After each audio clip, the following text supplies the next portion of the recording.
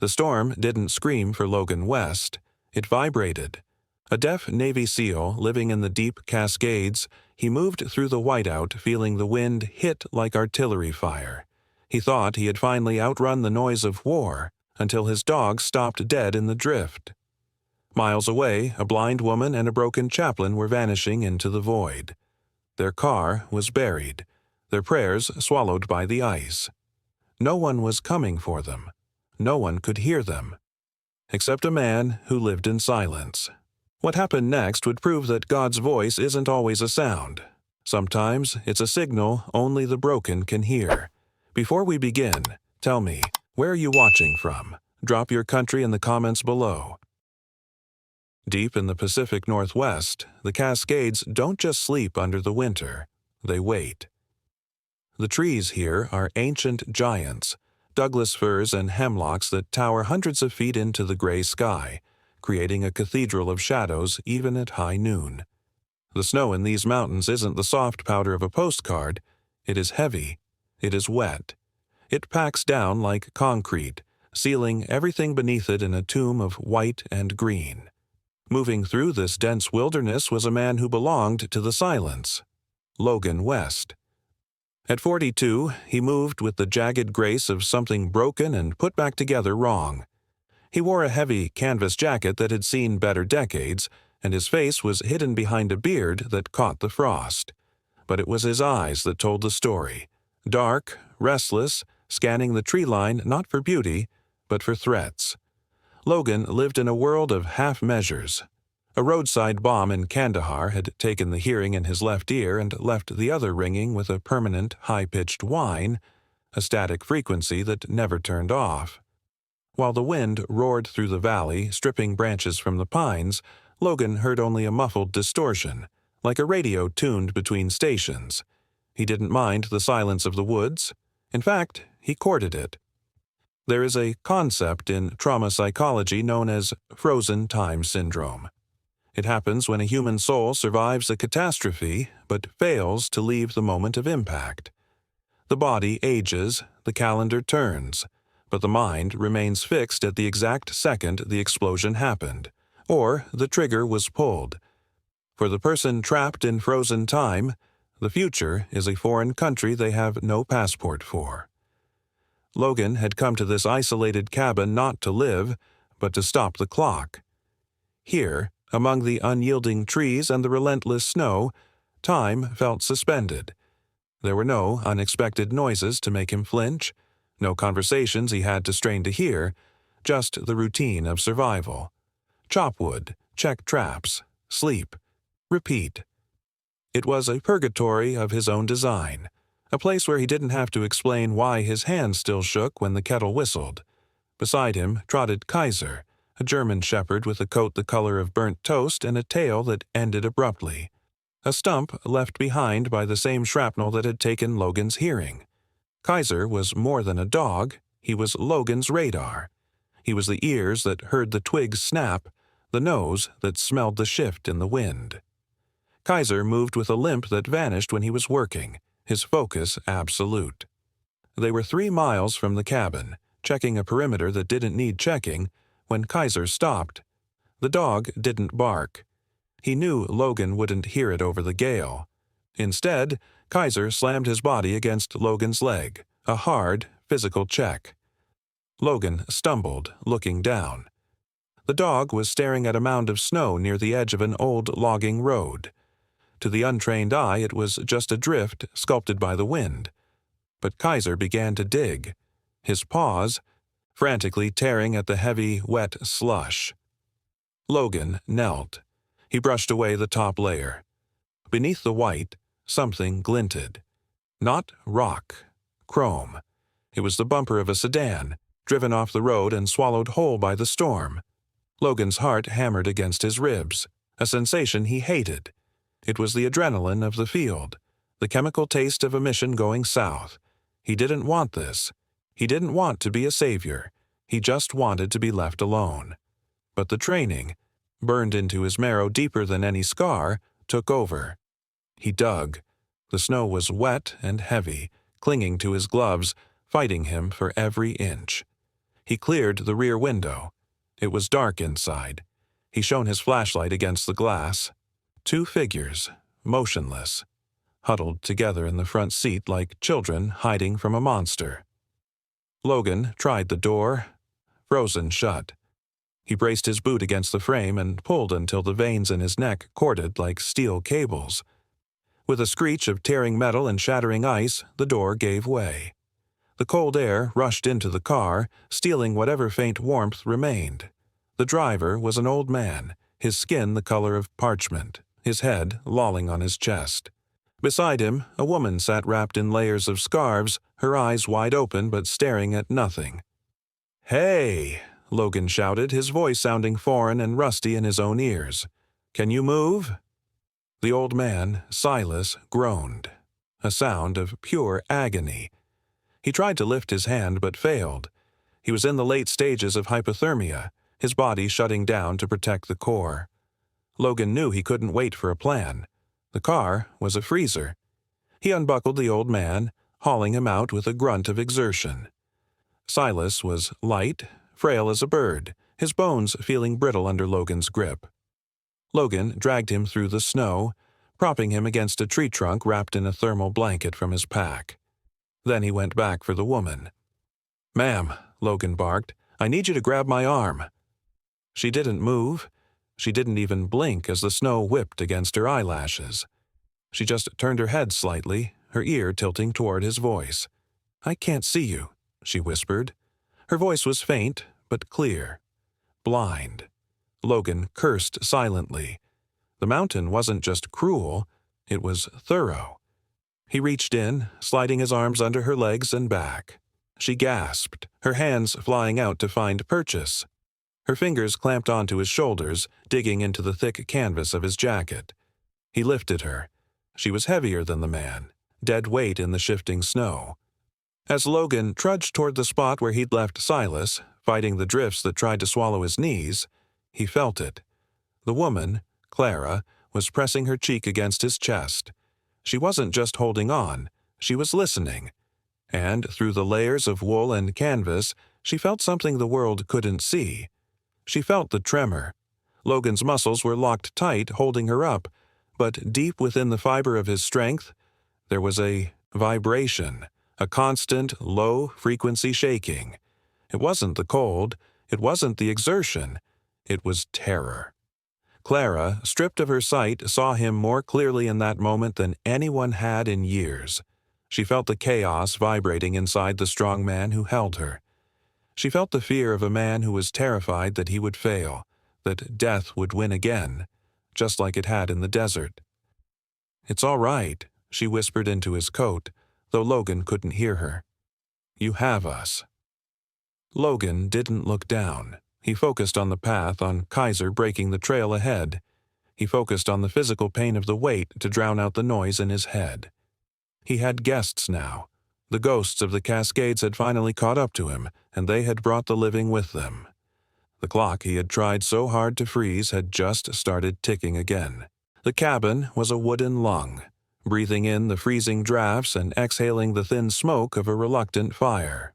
Logan knelt before the hearth, striking flint against steel with a rhythmic, practiced violence. Sparks died, then caught. A small, orange tongue licked at the nest of dry cedar shavings, growing bolder with every breath until it illuminated the room in a flickering amber glow. The light revealed the severity of their shelter. Unfinished logs, a cot in the corner, tools hung on the walls like weapons, axes, saws, coils of rope. It was not a home. It was a bunker disguised as a cabin. Logan didn't speak to his guests. He spoke to the dog. With a subtle hand signal, palm flat, fingers spread wide, he commanded Kaiser. The shepherd moved instantly, leaving Logan's side to lie across the threshold of the door, his body a living draft stopper, his eyes fixed on the 2 strangers. It was a language of silence, forged in places where noise meant death, and it excluded the intruders completely. Logan turned, wiping soot from his hands. The firelight threw long, distorted shadows against the rough walls, turning the interior into a cave of dancing giants. Silas sat on the floor near the hearth, his legs extended, Clara's head resting on his lap. The old man was shaking, his skin the color of wet clay, his lips tinged with blue. But his hands were white-knuckled around a black, waterproof dry bag. He held it against his chest like a shield, or perhaps a child. Logan's eyes narrowed. In his world, the world of ballistics and survival, you hold onto heat, water, and ammunition. You don't cling to luggage. He stepped closer, the floorboards groaning under his heavy boots. The vibration made Clara flinch in her sleep, but Silas didn't move. He just tightened his grip.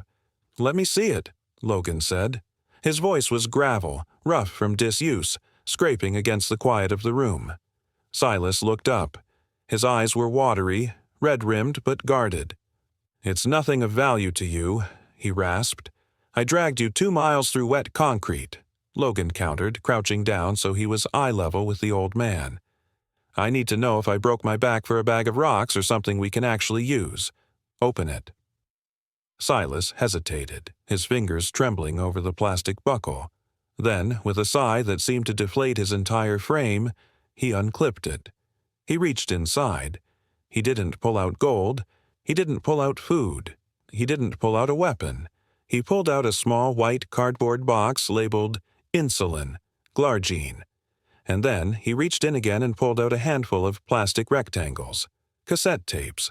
Old, scratched, their labels peeling, written over in fading black marker with dates and names. Peavit Miller, 1969. Sergeant Hayes, 1971. Logan stared at the pile. The absurdity of it hit him like a physical blow. "Insulin," he muttered, nodding at the box. "That I get. She's diabetic. That buys her time." He pointed, a calloused, accusing finger at the cassette tapes. "But that is plastic and magnetic dust. We are trapped in a blizzard that is burying the roof. We have half a cord of wood left, and you prioritize that over a thermal blanket, over food." It was the logic of a soldier. Efficient, brutal, irrefutable. To Logan, survival was a math equation. Calories in, energy out. Heat retained, cold excluded. Anything else was dead weight. Silas picked up one of the tapes. He ran his thumb over the spool, a gesture so tender it looked painful. "You look at this and you see dead weight," the old man whispered. His voice was thin, threading through the crackle of the burning wood. "You think I'm a foolish old man who packed sentimental trash instead of survival gear." "I think you made a mistake," Logan said flatly, "a mistake that might cost her life." Silas shook his head slowly. He looked at the sleeping woman, smoothing the gray hair back from her forehead. "The insulin," he said softly, "keeps Clara's body from shutting down. It manages the sugar in her blood. It keeps the machine running." He held the tape up to the firelight. The plastic casing glowed translucent orange. "But these are the reason the machine is worth running." He looked at Logan then, a stare that held a strange, ancient weight, piercing through the younger man's anger. "These aren't songs, son. They are voices. The last voices of men who died in mud and rain, thousands of miles from where they were born. Men I sat with when the medics walked away. Men I prayed with when the morphine stopped working." Logan felt a chill crawl up his spine, a cold that had nothing to do with the storm outside. He knew that look. He had seen it in the mirror. "I promised them," Silas continued, his voice gaining a sudden, fierce strength that belied his frailty. "I promised I wouldn't let them fade into the static. I promised I would bring their last words home to their mothers, their wives, their children. If we had died in that car, Logan, if the snow had buried us, I wanted whoever found us to find them, too." He placed the tape back in the bag, clicking the buckle shut.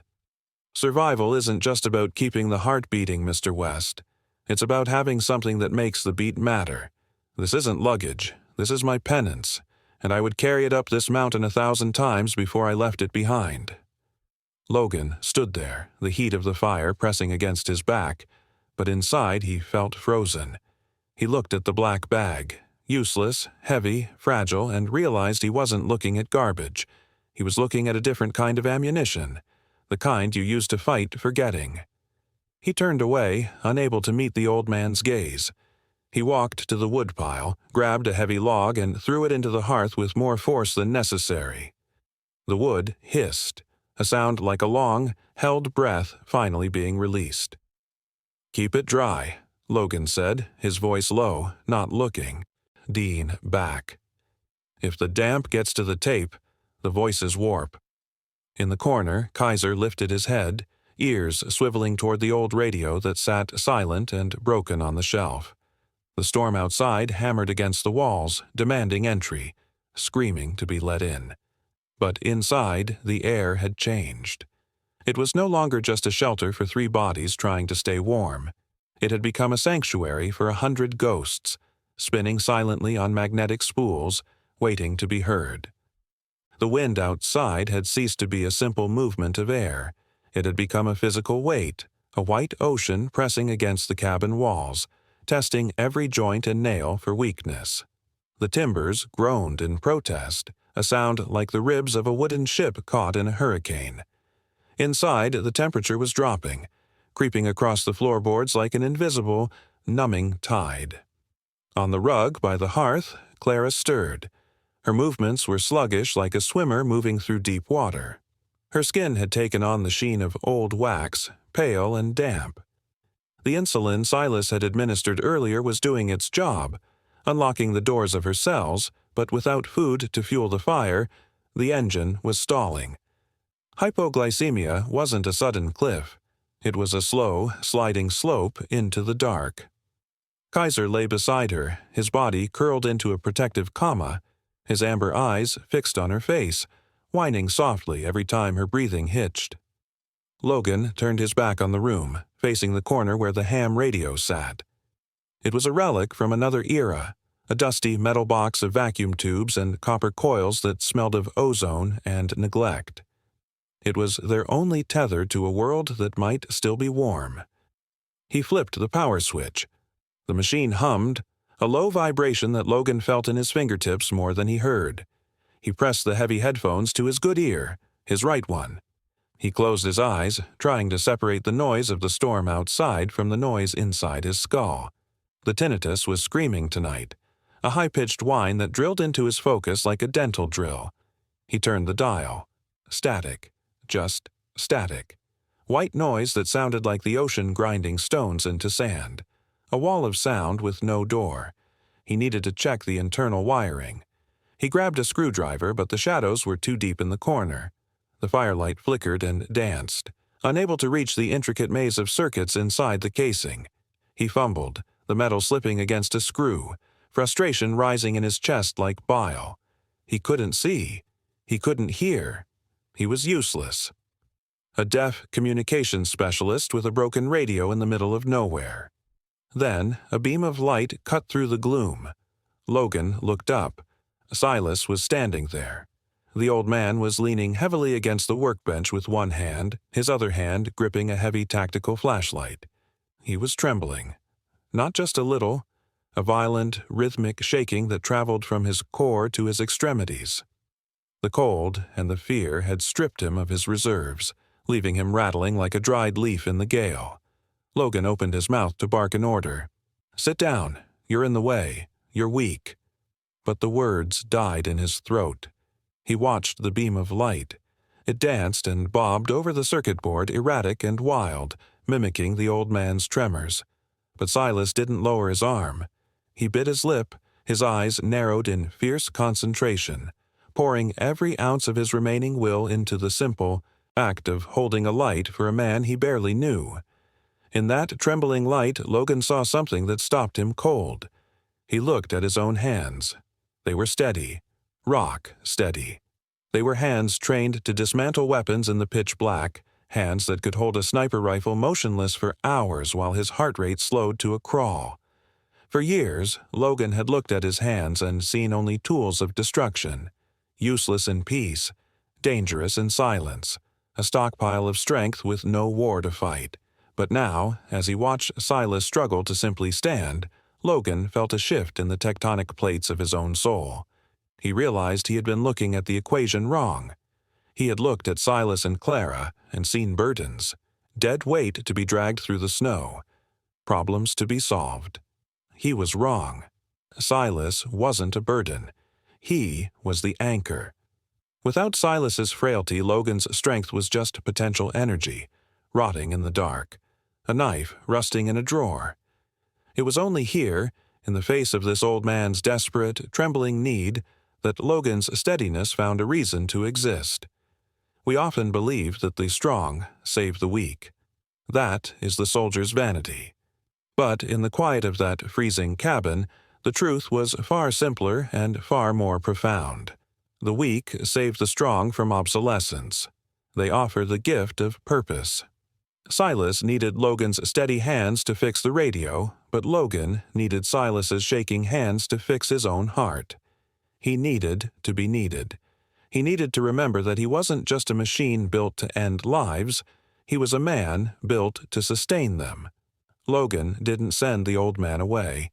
Instead, he reached out and gently adjusted Silas's grip, moving the light 2 inches to the left. "Hold it right there," Logan said, his voice soft, lacking the edge it had carried an hour ago. Silas nodded, sweat beading on his forehead despite the cold. "I've got it, son. I won't let go." "I know you won't," Logan replied. He went to work. The screwdriver found the groove. The back panel came off. Inside, the circuitry was a map of a forgotten age. Logan worked with surgical precision, his movements fluid and sure. The light still trembled, but Logan learned the rhythm of it. He anticipated the shake, timing his movements to the moments when the beam held still. They worked in tandem, the soldier and the chaplain, the breaker and the healer, the steady and the shaking. Clara moaned softly from the floor, a sound of distress. "Silas."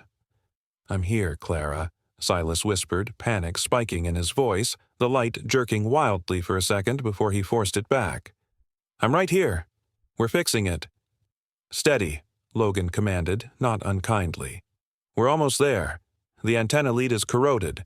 I just need to strip it and bypass the fuse." He used his knife, the blade sharp enough to shave with, and scraped the green oxidation from the copper wire. He twisted the strands together. It was a temporary fix, a bandage on a bullet wound, but it was all they had. He flipped the switch again. The hum returned, deeper this time. Logan pressed the headphones to his ear again. He closed his eyes, blocking out the sight of the snow piling against the window, blocking out the fear on Silas's face. He tuned into the static.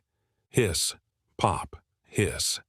And then, faintly, cutting through the white noise of the storm and the ringing in his own head, he heard it. Not a voice. Not yet. But a shift in the pattern. A crackle of life in the graveyard of frequencies. Logan opened his eyes. He looked at Silas. "I've got power to the receiver," Logan said. "We can hear. Now we just have to pray someone is talking." Silas lowered the flashlight, his arm dropping to his side as if the strings holding it up had finally been cut. He slumped against the workbench, exhausted but smiling. A small, triumphant smile that cracked his weathered face. "I'll pray," Silas whispered, his breath clouding in the freezing air. "That is the one thing I can still do." Logan nodded. He turned the dial, searching the empty airwaves, no longer feeling like a ghost haunting his own life. He was online. He was operational. And for the first time in a long time, the silence wasn't empty. It was waiting. The vacuum tubes inside the radio glowed with a faint amber warmth, like embers preserved in glass. The hum was steady now, a pulse of life in the dead machinery. Logan pressed the heavy headset to his good ear, his breath held tight in his chest, waiting for a crackle of humanity to break through the white noise. He turned the frequency dial. Slowly, methodically, static. Nothing but the cosmic hiss of the atmosphere, cold and indifferent. The antenna was fixed, the power was on, but the world remained silent. Logan felt a familiar heaviness settle in his gut. the crushing weight of isolation. He slammed his fist onto the table, the vibration rattling the tools. Was it the storm blocking the signal? Or was the speaker unit itself blown? He needed to test the audio output. He needed a source. His eyes fell on the waterproof bag sitting by Silas's feet, the bag of dead weight. Desperation is a quiet thing. It doesn't scream, it experiments. Logan reached over and grabbed the bag. He pulled out the portable cassette player Silas had guarded so fiercely. It was an old device, battered and scarred. Logan found an auxiliary cable in his junk drawer, blowing dust from the jack before plugging the player into the radio's amplifier. He didn't look at the label on the tape inside. He just needed sound. Any sound. He pressed play. The tape hissed. A ribbon of magnetic silence spooled through the heads. And then a voice cut through the cabin. "Is it recording, Chaplain?" "Yeah? Okay." Logan stopped. His blood didn't just run cold, it stopped moving entirely. The screwdriver slipped from his fingers, clattering onto the floorboards, but he didn't reach for it. He couldn't move. The voice was young, strained, threaded with pain and the wet sound of labored breathing. But Logan knew it better than he knew his own. He had heard that voice laugh in boot camp. He had heard it scream orders in the chaos of a firefight. And he had heard it go silent the day the IED took his hearing. It was Elias. "If you're hearing this, Logan." "Man, I hope you're not hearing this, because that means I didn't make it to the evac." The voice on the tape coughed, a dry, rattling sound that made the speakers tremble. "The chaplain says I should make my peace, but I don't need peace. I just need you to know it wasn't your fault. You couldn't have seen the wire. You couldn't have known." Logan stared at the spinning reels of the cassette. The room seemed to tilt on its axis. The past wasn't just haunting him anymore. It was speaking to him, clear and distorted, from a plastic box in the middle of a blizzard. He slowly turned his head. He didn't look at the radio. He looked at the old man shivering by the fire. Silas wasn't sleeping. His eyes were open, filled with a sorrow so deep it looked like the bottom of a well. He wasn't looking at the fire. He was looking at Logan. "Who are you?" Logan whispered. The words felt like broken glass in his throat.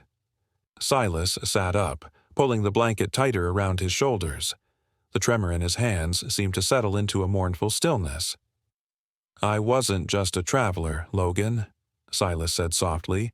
His voice was older than the one on the tape, worn down by years of carrying other people's grief. "I was the chaplain of the 1st Battalion. They called us God's postmen." Logan stood up, the chair scraping violently against the floor. "You were there." "I held his hand," Silas said, "when the dust hadn't even settled, when the medevac chopper was still 10 minutes out and he knew he wouldn't see the sunrise." Silas reached into his pocket and pulled out a worn, leather-bound notebook. He opened it to a page marked with a date that was branded into Logan's memory. "People think war is fought with guns," Silas continued, his gaze drifting to the shadows dancing on the wall. "But there is a second war, a war without guns. It's fought in hospital tents and quiet rooms by men like me. We are the cleaners of the soul. We don't carry rifles. We carry the weight of the things men say when they know they are leaving this earth. We catch the confessions, the regrets, the I love yous that would otherwise dissolve into the air." He looked at Logan, his eyes shining with unshed tears. "I wrote you a letter, Logan, 10 years ago, a notification of death, and a personal note from Elias. It came back to me 3 weeks later, unopened, marked refused." Logan turned away, pressing his forehead against the cold glass of the window. He remembered that letter. He remembered the official seal of the Department of Defense. He had burned it. He couldn't read the words that made it real. If he didn't read it, Elias wasn't dead. If he didn't read it, it was just silence. "I tried to find you." Silas's voice came from behind him, gentle but relentless. "But you vanished. You went off the grid. You ran to the edge of the world where the silence was loud enough to drown out your guilt." "Why?" Logan asked, his voice cracking. "Why come here? Why now?" "Because a chaplain never leaves a soldier behind," Silas said. "Not the living, and not the dead. I have been carrying his voice for a decade, Logan. My bag, it isn't full of souvenirs. It is a graveyard of unkept promises. I am an old man, and my memory is fading. I was terrified that if I died, Elias's forgiveness would die with me."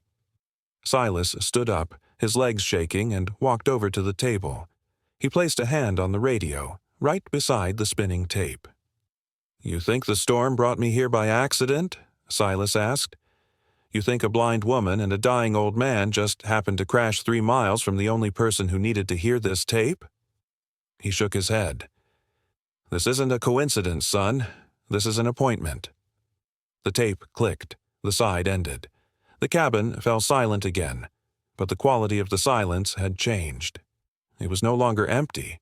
It was full. The ghost that Logan had been running from for 10 years was in the room, but he wasn't haunting him. He was forgiving him.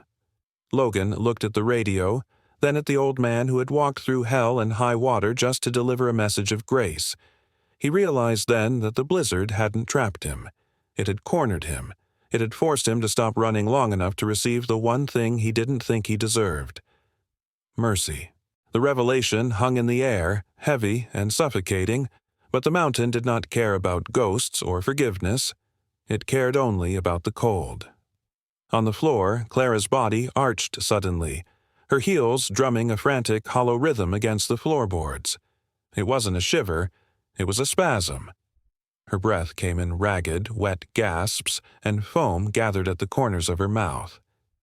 Logan dropped to his knees beside her, his movements snapping back to the brutal efficiency of a field medic. He peeled back her eyelid. The pupil was rolled back, lost in the white. He touched her neck. Her skin was clammy, drenched in a cold sweat that smelled of copper and fear. "She's crashing," Logan barked, his voice cutting through Silas's shock. "Hypoglycemic shock. Her brain is starving." Silas fell to his knees, his hands hovering uselessly over his wife. "I gave her the insulin.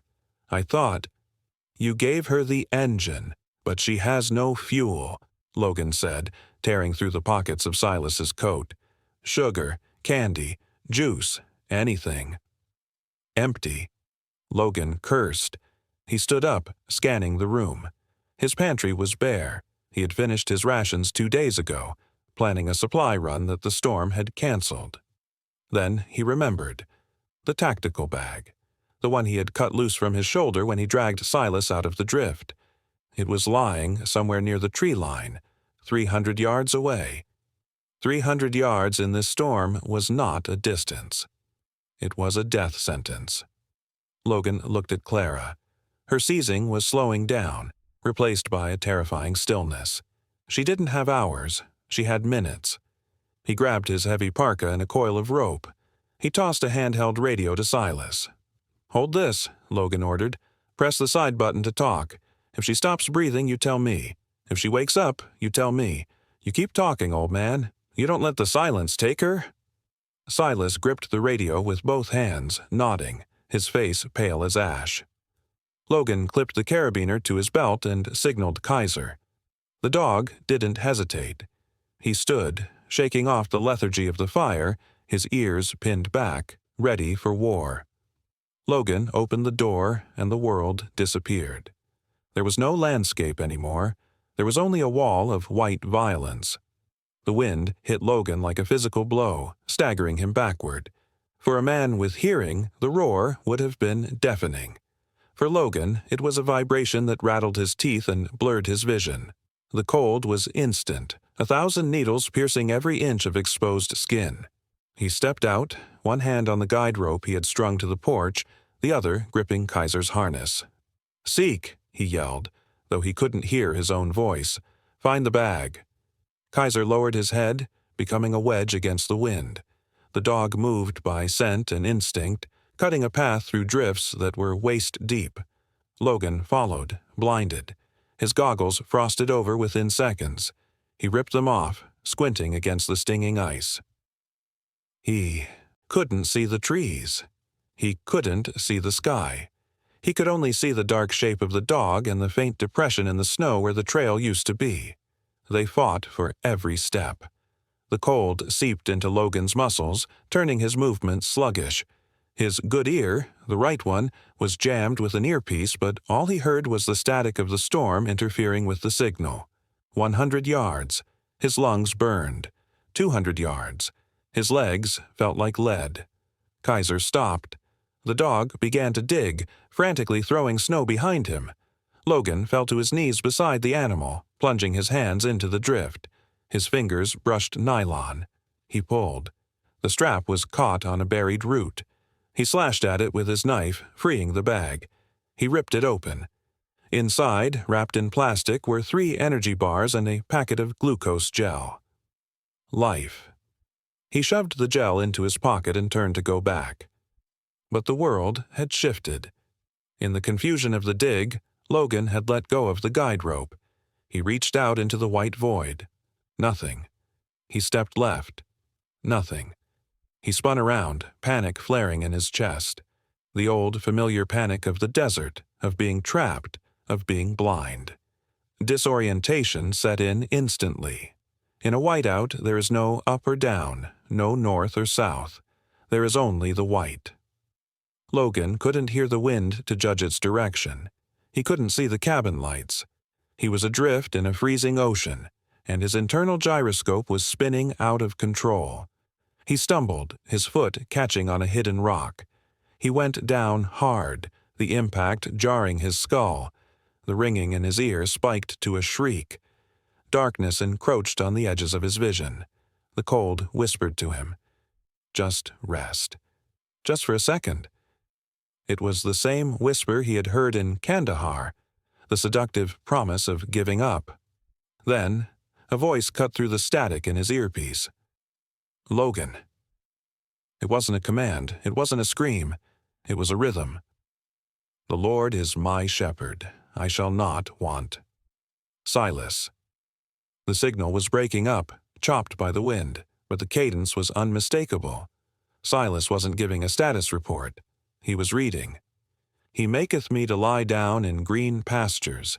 He leadeth me beside the still waters." Logan squeezed his eyes shut. He focused on the voice. It was trembling, weak, breathless, but it was continuous. It was a frequency of absolute faith broadcast into the heart of a chaotic storm. "He restoreth my soul." The words anchored him. They cut through the panic. Logan reached out and found Kaiser's fur. The dog was there, solid and warm, waiting for a command. Kaiser nudged Logan's face, licking the ice from his beard.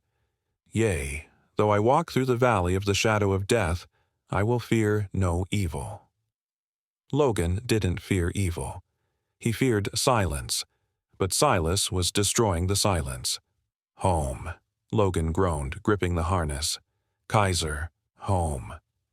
The dog pulled. Logan crawled. He didn't stand up. The wind was too strong. He dragged himself through the snow, inch by agonizing inch, his body screaming, his mind locked onto the old man's voice in his ear. "For thou art with me." He felt the vibration of the dog barking before he saw the cabin. Kaiser was frantically scratching at something. Wood. The porch steps. Logan hauled himself up the stairs, his limbs numb, his vision tunneling. He fumbled for the latch. The door swung open and he collapsed onto the floorboards, the wind howling its disappointment as he kicked the door shut behind him. He lay there for a second, gasping, ice melting from his eyebrows and running into his eyes. He looked up. Silas was still by Clara's side, the radio pressed to his lips, tears streaming down his face, reciting the final lines of the psalm as if they were coordinates for a landing strip. Logan didn't speak. He couldn't. He crawled over to Clara, his hands shaking violently now as the adrenaline crashed. He ripped open the glucose gel. He smeared it on her gums. He waited. 1 minute. 2 minutes. Clara gasped, a deep, shuddering intake of air. Her eyes fluttered open. She looked blindly at the ceiling, then turned her head toward the sound of Logan's ragged breathing. "You came back," she whispered. Logan slumped against the wall, the empty wrapper falling from his hand. He looked at Silas. The old man lowered the radio. They didn't need to say anything. The connection had been made. Through the storm, through the static, through the silence of a deaf man's world, the signal had come through. The storm broke exactly as it had begun, without warning.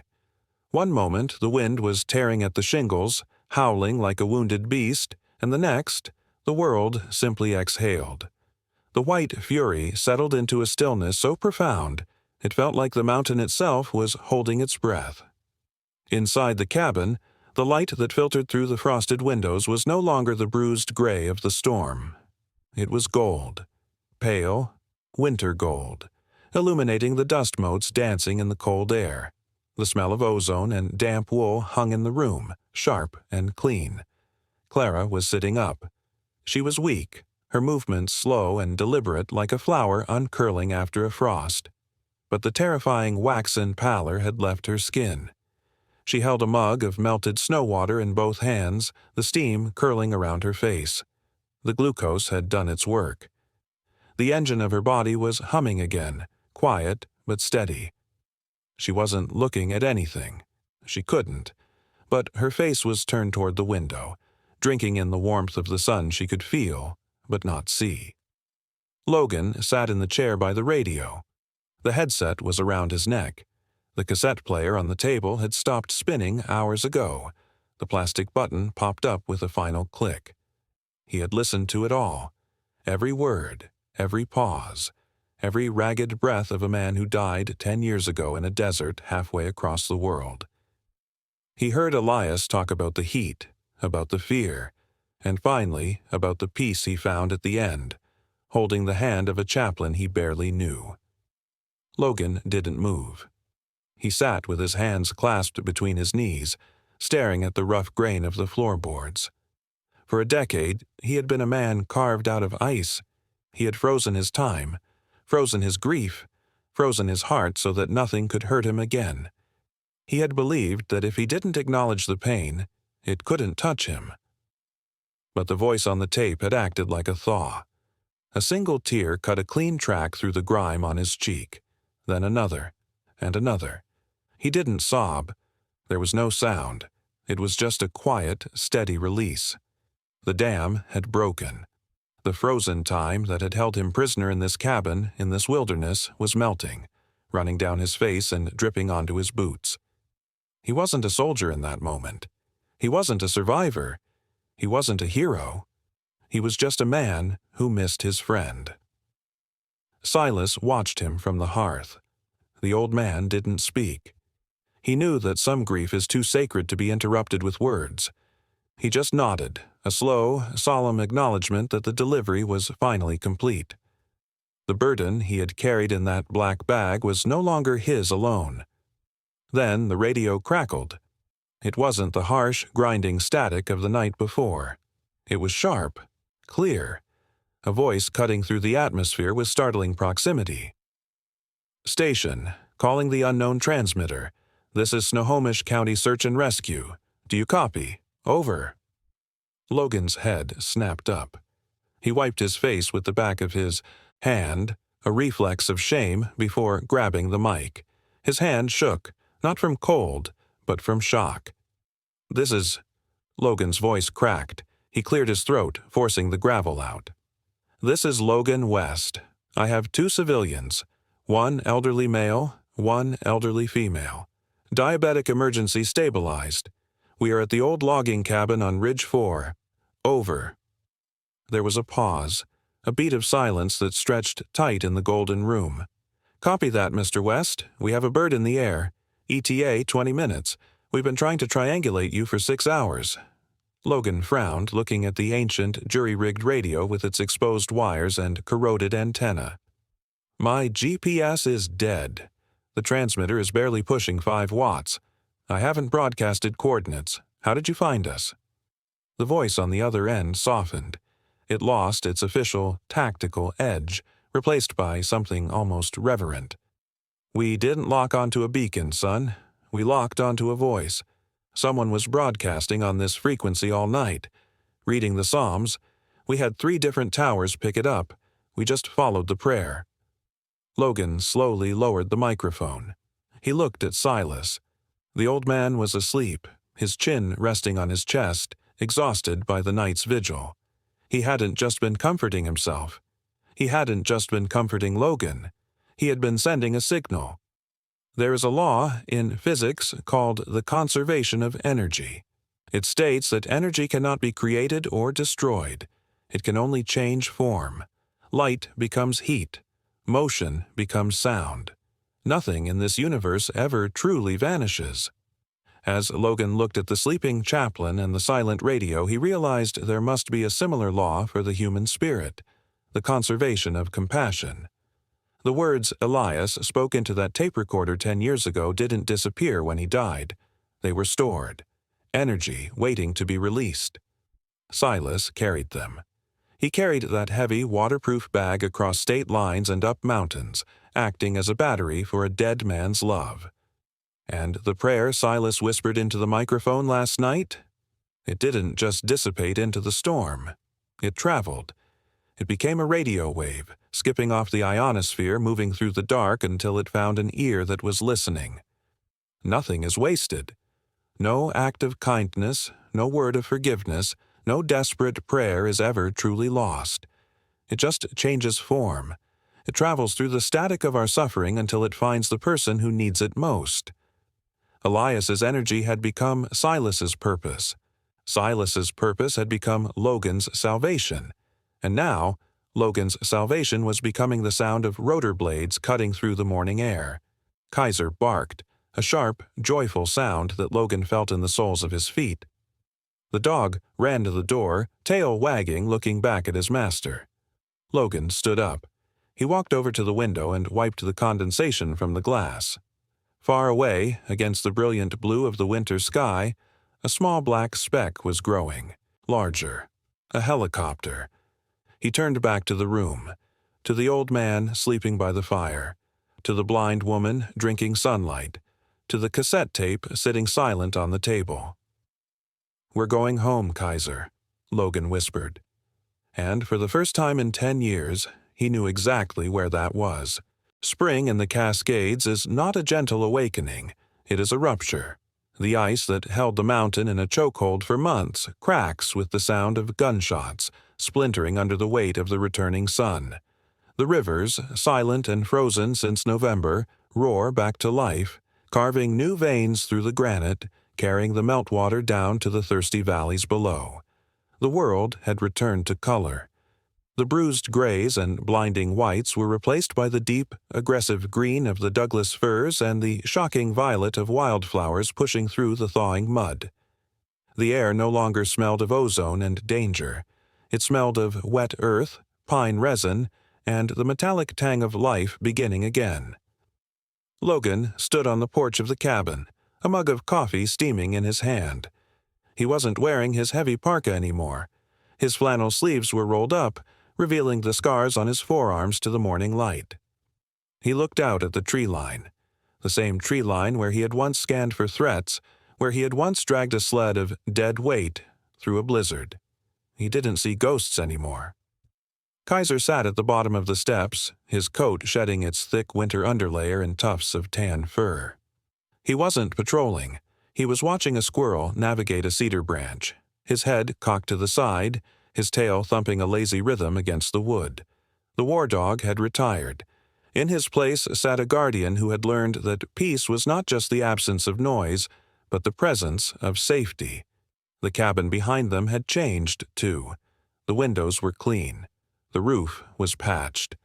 Above the door, a new sign hung, carved into a slab of cedar by a steady hand. The frequency. It wasn't a clinic. It wasn't a shelter. It was something rarer. It was a waypoint.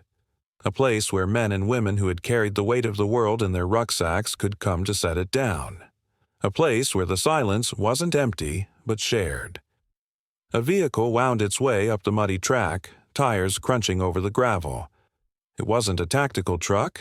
It was a beat-up station wagon. Logan walked down the steps to meet it. The door opened, and Silas stepped out. The old chaplain moved with a cane now, his gait slow, but his back was straight. He wore his years like a medal. Beside him, holding his arm, was Clara. She turned her face toward Logan's footsteps, her smile knowing and warm. "The radio check," Silas called out, his voice strong. "Just wanted to make sure you were still broadcasting, son." Logan smiled, a real smile that reached his eyes, crinkling the corners where the stress lines used to be. "Copy that, chaplain. Signal is 5 by 5. They sat on the porch as the afternoon sun dipped lower, casting long amber shadows across the floorboards. They didn't talk about the storm.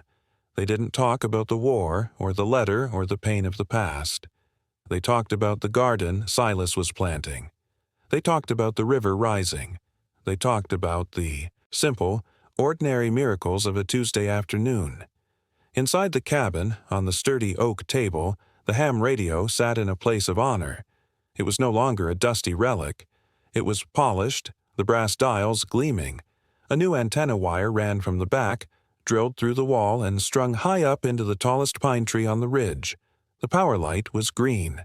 Every night, after the guests had gone, after Kaiser had curled up on his rug, Logan would sit by that radio.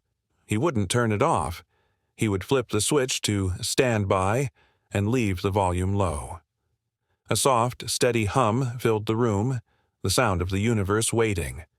He wasn't waiting for a distress call, not really. He was keeping a promise. He thought about the concept of the broken radio. For years he had believed himself to be a device that had been smashed beyond repair. He had sound, but no signal. He had power, but no purpose. He had believed that because his ear was broken, his soul was mute. But the storm had taught him the truth. We are all broken radios. We are all walking through this life with cracked casings and loose wires, emitting static, trying desperately to find a frequency where someone, anyone, can hear us. We broadcast our pain in anger. We broadcast our loneliness in silence. We broadcast our fear in control. Most people just walk past the static. They hear the noise and they tune it out. But it takes a special kind of courage to stop, to reach out a hand, trembling with cold, and gently turn the dial, to listen through the white noise until you find the music underneath. Silas had done that for Logan, and now Logan would do it for others. He reached out and touched the microphone, his fingers brushing the cool metal. He didn't speak. He didn't need to. The signal was already out there. If you are lost, if the storm is too loud, if the silence is too heavy, come to the mountain. The light is on, the fire is built, and we are listening. Sometimes the greatest act of service a soldier can perform isn't firing a weapon. It's keeping the watch. It's holding the line against the dark so that others can sleep. Logan looked out the window as the first stars began to pierce the twilight. He wasn't a man chasing ghosts anymore. He was a man manning a lighthouse in a sea of pines. And, for the first time in his life, he liked the sound of the quiet. If this story found a frequency in your heart today, if it resonated with a part of you that has been waiting to be heard, don't keep it to yourself. There are soldiers in your life, battling wars you cannot see, carrying burdens you cannot measure. They are in your offices, your neighborhoods, your families. They are the quiet ones, the strong ones.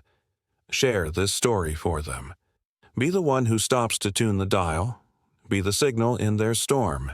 And tell me in the comments, who is the person in your life that helped you find your signal when you were lost in the static? From the Cascades, this is Logan's Station, signing off. But remember, the channel is always open.